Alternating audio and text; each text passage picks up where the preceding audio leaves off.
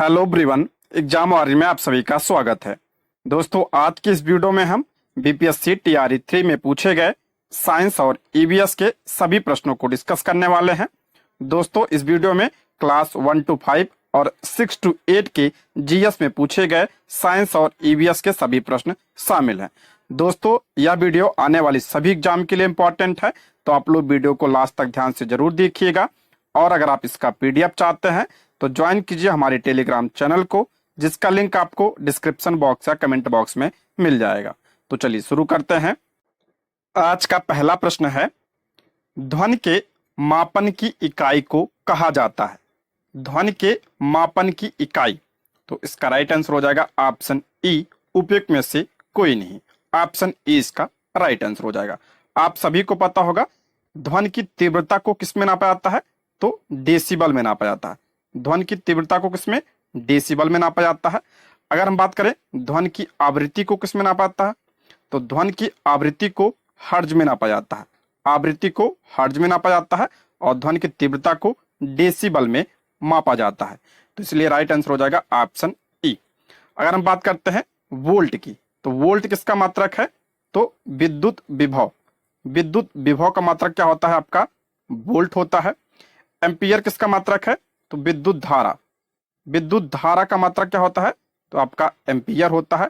और वाट किसका मात्रक है, तो शक्ति। शक्ति का मात्रक क्या होता है, तो वाट होता है। ये सारे पॉइंट आप लोग ध्यान रखिएगा, इंपॉर्टेंट है। ऑप्शन ई इसका राइट आंसर हो जाएगा। ठीक है, आगे बढ़ते हैं। भूकंप की तीव्रता का मापन किस मशीन से किया जाता है। पिछली बार भी यह प्रश्न बना था, भूकंप की तीव्रता का मापन किस मशीन से किया जाता है, तो ऑप्शन बी इसका राइट आंसर हो जाएगा, सिस्मोग्राफ से। ऑप्शन बी इसका राइट आंसर हो जाएगा। अगर हम बात करें बैरोमीटर, बैरोमीटर से क्या नापा जाता है, तो वायु दाब नापा जाता है। वायु दाब किससे नापा जाता है, तो बैरोमीटर से नापा जाता है। मैनोमीटर से क्या नापा जाता है, तो आपका गैसों का दाब। गैसों का दाब जो किससे मापा जाता है, अब मैनोमीटर से मापा जाता है। इसलिए इसका राइट आंसर हो जाएगा ऑप्शन बी। ठीक है, अगला प्रश्न है, वायु में ऑक्सीजन की मात्रा का प्रतिशत है। सभी को पता होगा वायु में ऑक्सीजन की मात्रा कितनी है, तो इसका राइट आंसर हो जाएगा ऑप्शन बी, 21%। ऑप्शन बी इसका राइट आंसर हो जाएगा। अगर पूछा जाए कि वायु में सर्वाधिक मात्रा में कौन सी गैस पाई जाती है, तो नाइट्रोजन। नाइट्रोजन कितना, तो आपका 78% पाई जाती है वायु में, और ये क्या है, सर्वाधिक मात्रा में पाई जाती है। उसके बाद ऑक्सीजन का नंबर आता है। ठीक है, ऑक्सीजन आपका लगभग 21% पाई जाती है। आर्गन पूछा जाए तो आपका 0.93% क्या पाया जाता है, तो आपका आर्गन पाया जाता है। कार्बन डाइऑक्साइड कितना पाया जाता है, तो 0.036% पाई जाती है आपका नाइट्रोजन। ठीक है, 0.036% पाई जाती है। तो इसे कभी कभी 0.04% भी लिख दिया जाता है। ठीक है, ये आपका क्या हो जाएगा, CO2 की मात्रा होती है। उसके बाद जो अन्य गैसें होती हैं 0.01% अन्य गैसें होती हैं। ठीक है, इसको ध्यान रखिएगा, इंपॉर्टेंट है। ऑप्शन बी इसका राइट आंसर हो जाएगा। ठीक है, नेक्स्ट बढ़ते हैं। वायुमंडल की किस परत में हवाई जहाज उड़ता है।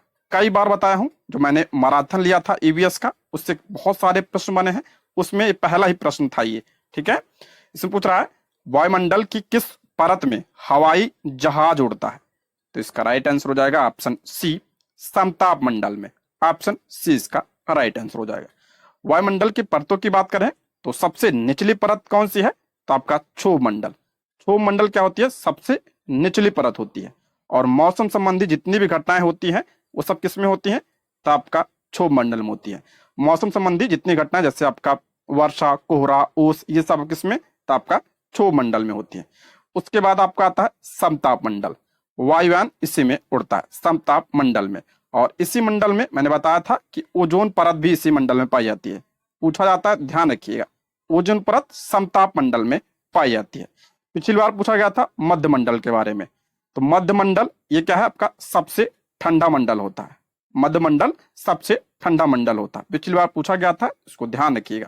उसके बाद आपका था आयन मंडल आता है, और आपका सबसे ऊपर कौन सा, तो बाह्य मंडल होता है। ठीक है, इसको ध्यान रखिएगा, इंपॉर्टेंट है। ऑप्शन सी इसका राइट आंसर हो जाएगा। ठीक है, नेक्स्ट बढ़ते हैं। पर्यावरण के लिए खतरा है? पर्यावरण के लिए खतरा क्या है? तो जनसंख्या वृद्धि। ऑप्शन सी इसका राइट आंसर हो जाएगा। सबसे बड़ा खतरा है जनसंख्या वृद्धि। ऑप्शन सी इसका राइट आंसर हो जाएगा। नेक्स्ट, ऊर्जा का गैर परंपरागत स्रोत है। इसको भी पढ़ाया था। ऊर्जा का गैर परंपरागत स्रोत कौन सा है? तो आपका परमाणु ऊर्जा भी है, भूतापीय ऊर्जा भी है, बायोगैस भी है। तो ऑप्शन क्या हो जाएगा? डी इसका राइट आंसर हो जाएगा। और हम बात करते हैं गैर परंपरागत के बारे में, तो सौर ऊर्जा भी है, इसमें आपका पवन ऊर्जा भी आता है और ज्वारीय ऊर्जा भी आता है। ये सब ध्यान रखिएगा। ज्वारीय ऊर्जा, पवन ऊर्जा, सौर ऊर्जा, परमाणु ऊर्जा, भूतापीय ऊर्जा, बायोगैस, ये सब क्या है? तो गैर परंपरागत स्रोत हैं ऊर्जा के। अगर हम बात करते हैं परंपरागत में कौन आते हैं?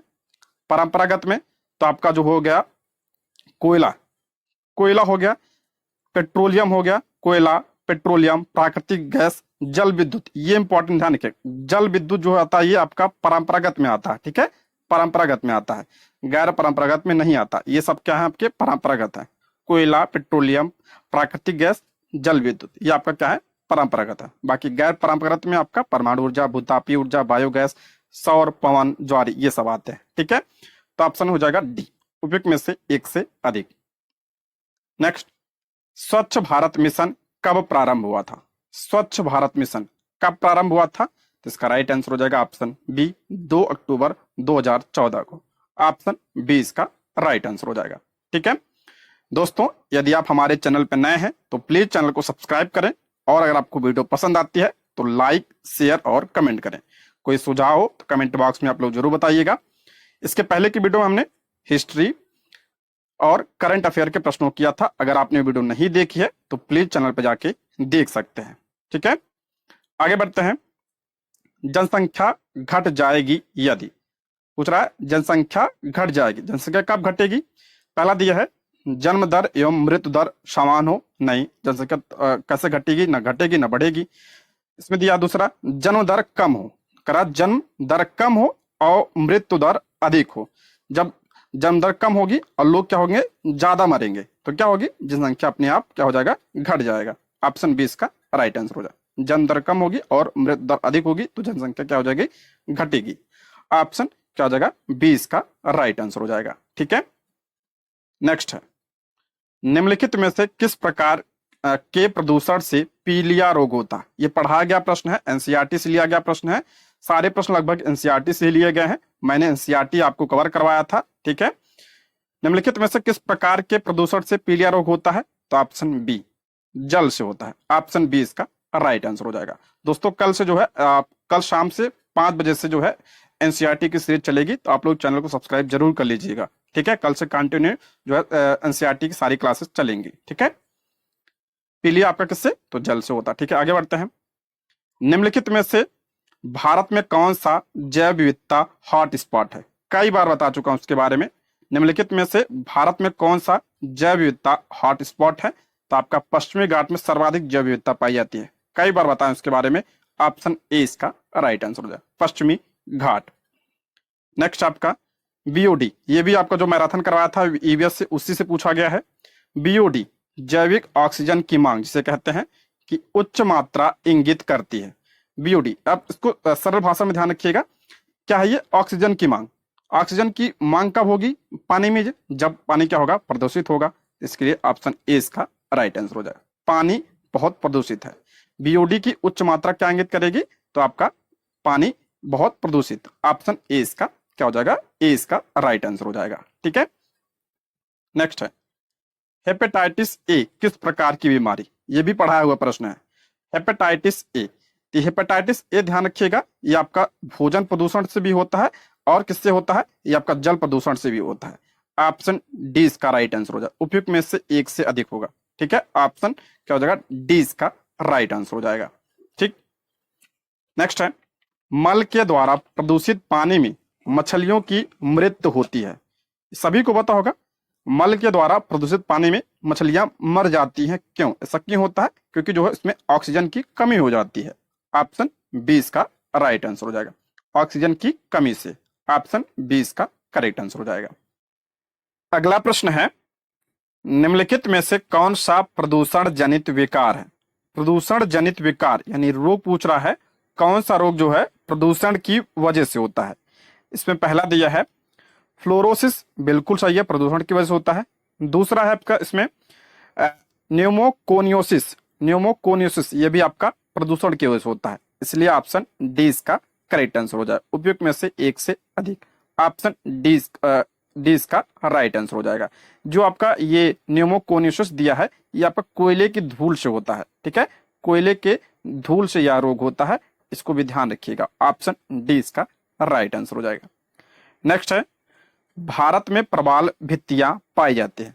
कई बार बताया हूं भारत में प्रवाल भित्तियां कहाँ कहाँ पाई जाती है, तो एक तो अंडमान निकोबार द्वीप समूह में पाई जाती है, ऑप्शन सी इसका राइट आंसर हो जाएगा। और कहाँ पाई जाती है, तो आपका मन्नार की खाड़ी, मन्नार की खाड़ी में पाई जाती है। तो और कहाँ, लक्षद्वीप में पाई जाती है, ठीक है, ये सब पॉइंट ध्यान रखिएगा। तो ऑप्शन सी इसका राइट आंसर हो जाएगा। अंडमान निकोबार द्वीप समूह आपका प्रवाल भित्तियां पाई जाती हैं, ऑप्शन सी। नेक्स्ट, निम्नलिखित में से कौन सा यंत्र है जिसके द्वारा विद्युत परिपथ में बहने वाली धारा की पहचान होती है। ध्यान से पढ़िएगा प्रश्न, इसमें पूछ रहा है कौन सा यंत्र है जिसके द्वारा विद्युत परिपथ में बहने वाली धारा की पहचान की जाती है। तो पहचान किससे की जाती है, तो ऑप्शन ए इसका राइट आंसर हो जाएगा, गैल्वेनोमीटर से। ऑप्शन ए इसका करेक्ट आंसर हो जाएगा, ठीक है, ऑप्शन ए। नेक्स्ट है सितारों के चमकने की प्रकाशीय प्रक्रिया निम्नलिखित में से किसके कारण होता है। एनसीईआरटी से उठाया गया प्रश्न है, पढ़ाया भी है मैंने इसको। सितारों के चमकने की प्रकाशीय प्रक्रिया निम्नलिखित में से किसके कारण होती है, तो ऑप्शन सी वातावरणीय अपवर्तन। ऑप्शन सी इसका करेक्ट आंसर हो जाएगा, ठीक है, ऑप्शन सी। नेक्स्ट है पोर्सलिन मग में गर्म चाय पीना सुविधाजनक है स्टील के गिलास की तुलना में, क्योंकि ये भी एनसीईआरटी से उठाया गया प्रश्न है, इसको भी मैंने पढ़ाया है एनसीईआरटी वाली सीरीज में। तो ऑप्शन सी इसका राइट आंसर हो जाएगा। पोर्सलिन क्या होता है, उष्मा का कुचालक होता है, इसलिए ऑप्शन सी इसका राइट आंसर हो जाएगा, ऑप्शन सी। नेक्स्ट बढ़ते हैं अवतल दर्पण द्वारा बनाया हुआ प्रतिबिंब। अवतल दर्पण द्वारा बनाया हुआ प्रतिबिंब कैसा होता है। इसमें पहला दिया है निश्चित रूप से वास्तविक होगा यदि वस्तु आभासी है, गलत है। दूसरा हमेशा आभासी होता, नहीं हमेशा नहीं होता, गलत है। हमेशा वास्तविक होता, ये भी आपका गलत हो जाएगा। ऑप्शन ई इसका करेक्ट आंसर हो जाएगा, उपयुक्त में से कोई नहीं, ऑप्शन ई इसका राइट आंसर हो जाएगा। अगला प्रश्न है निम्नलिखित में से कौन सा एम्फोटेरिक अणुओं में शामिल है। एम्फोटेरिक अणु में कौन सा शामिल है, इसका राइट आंसर हो जाएगा ऑप्शन बी जल। ऑप्शन बी इसका राइट आंसर हो जाएगा, इसे ही उभयधर्मी कहते हैं, ठीक है, उभयधर्मी। ऑप्शन बी इसका राइट आंसर हो जाएगा। नेक्स्ट, लुईस की अभिधारणा निम्नलिखित में से किसके बर्ताव को व्याख्यायित करती है। लुईस की अभिधारणा निम्नलिखित में से किसके वर्ताव को व्याख्यायित करती है, तो ऑप्शन बी इसका राइट आंसर हो जाएगा प्रोटोनिक एसिड। ऑप्शन बी इसका राइट आंसर हो जाएगा, अभी एनसीईआरटी से लिया गया प्रश्न है, ऑप्शन बी। नेक्स्ट है उदासीनीकरण प्रक्रिया का उत्क्रम क्या है। उदासीनीकरण प्रक्रिया का उत्क्रम क्या है, तो इसका राइट आंसर हो जाएगा option B hydrolysis. Option B इसका राइट आंसर हो जाएगा। नेक्स्ट, निम्नलिखित में से कौन सा द्वितीयक प्रदूषक है। ध्यान रखिए, पढ़ाया गया प्रश्न है, द्वितीयक प्रदूषक इसमें पूछा है, कौन सा द्वितीयक है। तो CO2 कार्बन डाइऑक्साइड, ये तो आपका प्राथमिक है, गलत हो जाएगा। CO ये भी आपका कार्बन मोनोऑक्साइड है, ये भी गलत हो जाएगा। तीसरा HF, इसमें आप लोग को कंफ्यूजन था, ठीक है, ये भी आपका क्या हो जाएगा, गलत हो जाएगा। ये इसका HF क्या होता है, ये हाइड्रोजन फ्लोराइड, इसी को क्या कहते हैं, हाइड्रोजन फ्लोराइड कहते हैं। ये प्राथमिक प्रदूषक है, इसमें द्वितीयक पूछा, इसलिए ऑप्शन ई। ऑप्शन ई इसका राइट आंसर हो जाएगा, उपयुक्त में से कोई नहीं, ठीक है, ऑप्शन ई इसका राइट आंसर हो जाएगा। द्वितीयक प्रदूषक की बात करें तो आपका जो ओजोन होता है द्वितीयक होता है, SO3 जो होता है ये भी आपका द्वितीयक प्रदूषक होता है। एक ध्यान रखिएगा SO2 है, SO2 ये आपका प्राथमिक प्रदूषक है, ठीक है, प्राथमिक प्रदूषक है, लेकिन SO3 ये आपका द्वितीयक है, ये ध्यान रखिएगा, ठीक है। नेक्स्ट, DNA का कौन सा भाग प्रोटीन की सूचना देता है। सभी को पता होगा, पढ़ाया गया प्रश्न है, DNA का कौन सा भाग प्रोटीन की सूचना देता है, तो जीन। ऑप्शन बी इसका राइट आंसर हो जाएगा, जीन। नेक्स्ट है यदि कोई बीमारी नॉन ह्यूमन प्राणी से किसी मनुष्य में पहुंचती है तो उसे क्या कहते हैं। यदि कोई बीमारी नॉन ह्यूमन प्राणी से किसी मनुष्य में पहुंचती है तो उसे क्या कहा जाता है, उसे पशुजन्य बीमारी कहा जाता है, यानी जूनोटिक बीमारी कहा जाता है उसे, ठीक है, जूनोटिक बीमारी कहा जाता है, पशुजन्य बीमारी। ऑप्शन ए इसका राइट आंसर हो जाएगा। नेक्स्ट, निम्नलिखित में से कौन सा आजीविकी कारक नहीं है? इसमें आजीविकी कारक नहीं पूछा है, इसमें कौन सा नहीं है, तो इसका राइट आंसर हो जाएगा ऑप्शन सी, जंतु। ये कैसा है? तो आपका जैविक कारक है, ठीक है, इसमें अजैविक पूछा था, तो ऑप्शन क्या हो जाएगा? सी इसका राइट आंसर हो जाएगा। यहाँ पे देखिए पारतंत्र के घटक दिया है, अजैविक घटक और जैविक घटक। अजैविक में आपका भौतिक कारक, अकार्बनिक पदार्थ और कार्बनिक पदार्थ आते हैं, जैसे तापमान, आर्द्रता, प्रकाश, वायुमंडलीय दाब, जल, ऑक्सीजन, कार्बन डाइऑक्साइड, नाइट्रोजन। कार्बनिक में आपका प्रोटीन, कार्बोहाइड्रेट, लिपिड, ये सब क्या है? ये अजैविक घटक है। बाकी जो जैविक घटक होते हैं इसमें आपका जीव जंतु आते हैं, जैसे आपका उत्पादक, उपभोक्ता, अपघटक, सूक्ष्म जीव वगैरह, जीव, हरे पौधे, ये सब किसमें आते हैं? तो जैविक घटक में आते हैं। इसको ध्यान रखिएगा, पढ़ाया गया प्रश्न है, मैराथन से ही लिया गया है ये प्रश्न। ऑप्शन सी इसका राइट आंसर हो जाएगा। तो मैंने एक ही क्लास ईवीएस का लिया था मैराथन में, उसमें से कई सारे प्रश्न बने हैं, आप देख लीजिएगा चाहे। अगला है, वायु प्रदूषण का प्रभाव प्रायः निम्नलिखित में से किस पर पाया जाता है? वायु प्रदूषण का प्रभाव प्रायः किस पर पाया जाता है? तो प्रायः पत्तियों पर, ठीक है, ऑप्शन बी इसका राइट आंसर हो जाएगा, ऑप्शन बी। नेक्स्ट है, इलेक्ट्रॉन का प्रवाह निम्नलिखित में से क्या कहलाता है?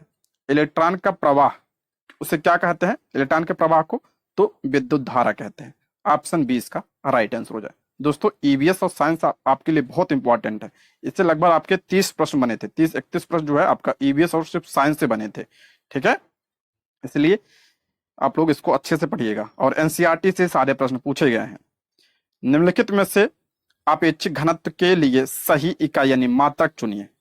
आपेक्षिक घनत्व की इकाई पूछ रहा है, इसमें क्या होता है? इसका राइट आंसर हो जाएगा ऑप्शन बी, किलोग्राम घन मीटर। ऑप्शन बी इसका राइट आंसर हो जाएगा। अगला प्रश्न है, यदि हम कपूर को खुले बर्तन में रखें तो उसकी मात्रा बराबर घटती रहती है, इस घटना का नाम क्या है? कई बार बताएं उसके बारे में। यदि हम कपूर को खुले बर्तन में रखें तो उसकी मात्रा क्या होती है? घटती रहती है। इस घटना को क्या कहा जाता है? इस घटना को जो है ऊर्ध्वपातन कहा जाता है, ऊर्ध्वपातन कहा जाता है। और इसे ही इंग्लिश में क्या कहते हैं? सब्लिमेशन कहते हैं, सब्लिमेशन इसी को कहा जाता है, ठीक है। और इसी को क्या कहता है? उत्सादन कहा जाता है। ऑप्शन ए इसका राइट आंसर हो जाएगा। जिसने इंग्लिश पढ़ा होगा, बहुत सारे लोगों का यह प्रश्न गलत हुआ था, इंग्लिश में आपका सही दिया था, हिंदी में आप लोग कंफ्यूज हुए थे, तो ऑप्शन ए ध्यान रखिएगा, इसलिए इंग्लिश को भी आप लोग एक बार जरूर पढ़ लिया करिए, ठीक है। ऑप्शन ए इसका राइट आंसर हो जाए। ऊर्ध्वपातन, ऊर्ध्वपातन किसे कहते हैं? ये जो होता है ठोस, ठोस से क्या होता है? डायरेक्ट गैस में बदलती है, तो इस प्रक्रिया को आपका ऊर्ध्वपातन कहते हैं। जैसे आपका कपूर हो गया, नेप्थलीन हो गया, ये सब ऊर्ध्वपातन के उदाहरण है। नेक्स्ट है, कमरे के ताप पर द्रव की स्थिति में रहने वाला धातु का नाम बताइए। सभी को पता होगा, पढ़ाया हुआ प्रश्न है और कॉमन प्रश्न है। ऑप्शन ए इसका राइट आंसर हो जाएगा। कमरे के ताप पर जो है द्रव की अवस्था में कौन सी धातु? आपका पारा। ध्यान रखिए, यहाँ पे अधातु अगर पूछा था कि कौन सा जो है अधातु जो है द्रव अवस्था में रहती है, तो ब्रोमीन, ठीक है, ब्रोमीन जो है ये आपका अधातु द्रव अवस्था में रहती है। बाकी ये धातु पूछा तो पारा होगा, इसका राइट आंसर हो जाएगा ऑप्शन ए। नेक्स्ट, अब हम 6 to 8 के जो जीएस में पूछे गए थे साइंस के प्रश्न उसको देखते हैं, ठीक है। इसमें आपका 8 प्रश्न पूछे गए थे जीएस में। पहला है, जियो स्टेशनरी उपग्रह अनुमानतः किस ऊंचाई पर होते हैं? पिछली बार ये भी ये प्रश्न आया था, भूस्थैतिक उपग्रह जो है किस ऊंचाई पर होते हैं? तो आपका लगभग 35,000 किलोमीटर की ऊंचाई पर होते हैं। ऑप्शन क्या हो जाएगा? बी इसका राइट आंसर हो जाएगा, ठीक है, ऑप्शन बी। इसलिए कहता हूं प्रीवियस ईयर जरूर सॉल्व करिएगा, कई सारे प्रश्न जो है प्रीवियस ईयर से आए हुए हैं। किसी परिपथ में कौन सा पद विद्युत पावर को प्रदर्शित नहीं करता है? विद्युत पावर को प्रदर्शित नहीं करता कौन सा? तो आपका हो जाएगा ऑप्शन ए इसका करेक्ट आंसर हो जाएगा। आई आर स्क्वायर है, ध्यान रखिएगा ये स्क्वायर है, ठीक है, ऑप्शन ए इसका करेक्ट आंसर हो जाएगा। नेक्स्ट बढ़ते हैं, साबुन उद्योग का उपजात क्या है? एनसीईआरटी से उठाया गया प्रश्न है, साबुन उद्योग का उपजात क्या होता है? तो ग्लिसरॉल। ऑप्शन सी इसका करेक्ट आंसर हो जाएगा। नेक्स्ट, प्रतिदीप्त ट्यूब में प्रायः किस पदार्थ का उपयोग किया जाता है? पढ़ाया हुआ प्रश्न है, एनसीईआरटी से पूछा गया है प्रश्न, मैंने पढ़ाया भी है इसको। प्रतिदीप्त ट्यूब में प्रायः किस पदार्थ का उपयोग किया जाता है? तो आपका मरकरी तथा आर्गन का। ऑप्शन ए इसका राइट आंसर हो जाएगा। बार बार मैं कह रहा हूं, आप एनसीईआरटी को बहुत अच्छे से पढ़िए, एनसीईआरटी और एससीईआरटी जितना हो सके उतने अच्छे से उसको पढ़िएगा, ठीक है। उससे सारे प्रश्न आए हैं। रक्त में कौन सा तरल पदार्थ माध्यम होता है? तो आपका हो जाएगा ऑप्शन बी, इसका राइट आंसर हो जाएगा प्लाज्मा, ऑप्शन बी। नेक्स्ट है, पाचन के बाद प्रोटीन का किसमें परिवर्तन होता है? पाचन के बाद प्रोटीन किसमें? तो आपका एमिनो एसिड में, सभी को पता होगा, ऑप्शन ए इसका राइट आंसर होगा। आप लोग कमेंट बॉक्स में बताइए, पाचन के बाद वसा और कार्बोहाइड्रेट का परिवर्तन किसमें होता है? कमेंट जरूर करिएगा, वसा और कार्बोहाइड्रेट के बारे में बताइएगा आप लोग। नेक्स्ट है, क्लोरीन की रासायनिक अभिक्रिया के कारण जब वातावरण में क्लोरोफ्लोरोकार्बन यानी CFC निर्मुक्त होते हैं तो निम्नलिखित में से क्या विनिष्ट होता है? CFC करा कि क्लोरीन की अभिक्रिया के कारण जब वातावरण में आपका CFC निर्मुक्त होता है, यानी जब CFC बाहर आता है, तो निम्नलिखित में से क्या विनिष्ट होता है? क्या नहीं, क्या नष्ट होता है? तो ओजोन मॉलिक्यूल्स नष्ट होते हैं, सभी को पता है, ऑप्शन बी इसका राइट आंसर हो जाए। CFC से ओजोन परत का क्षरण होता है, सभी को पता है। और किस में पाया जाता है ओजोन परत? समताप मंडल में पाया जाता है।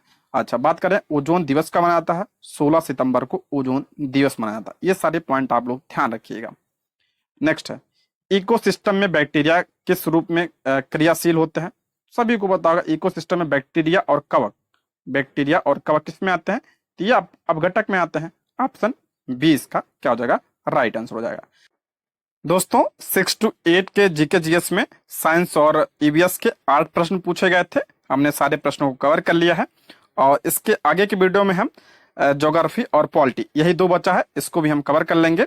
और इसके पहले की वीडियो हमने हिस्ट्री और करंट अफेयर के प्रश्नों को किया था। अगर आपने वीडियो नहीं देखी है तो प्लीज चैनल पर जाके देख सकते हैं। ये रहे आज के प्रश्न। वीडियो कैसी लगी कमेंट बॉक्स में जरूर बताइएगा। Thank you for watching.